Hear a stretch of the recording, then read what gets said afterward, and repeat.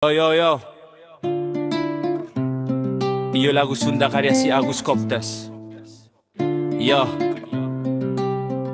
check it on. Jaman kiwari, hirup gesararane, loba lalaki gaya na kawas awewe.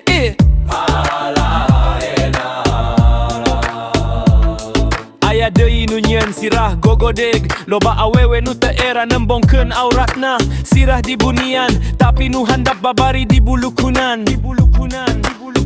Umur sak tepak, dangdanan pohara menorna. Bibir di lipstick, pipina di blouse on. Maki bulu mata palsu, cena ngara lentika tempona. Yo, ararane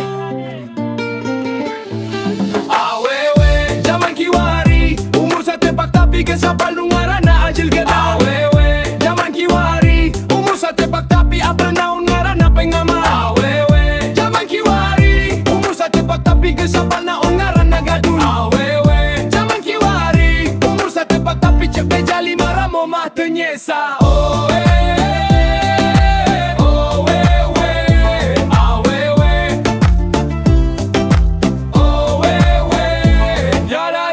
Anena, lamun di imah, manena pohara bagerna. Cara kolot na keapalan merunan. Di luar imah, mah ngajal majadi siluman betina. Kabogo tercukup hiji aya opat kawaliman atau ditung nu jadi atelemna.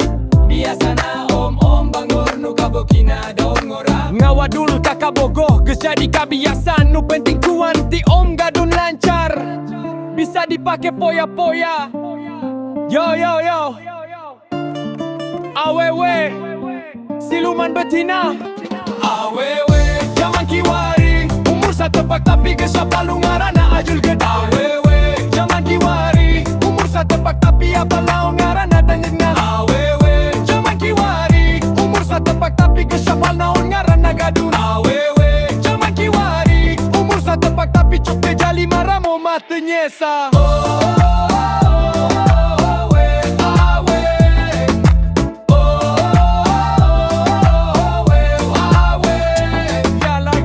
Sadar nama halamun ges kata rajang, kukan ker cervix ti. Sadar nama lamun kata rajang, ku ekstea.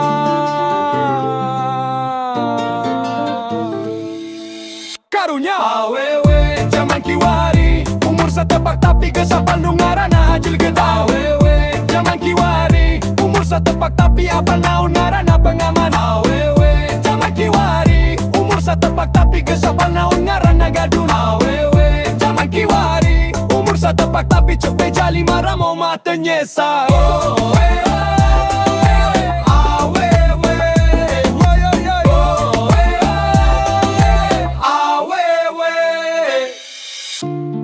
Gerasa ladar, gelis, hirup tesalilana kajur, hirup tesalilana ngora.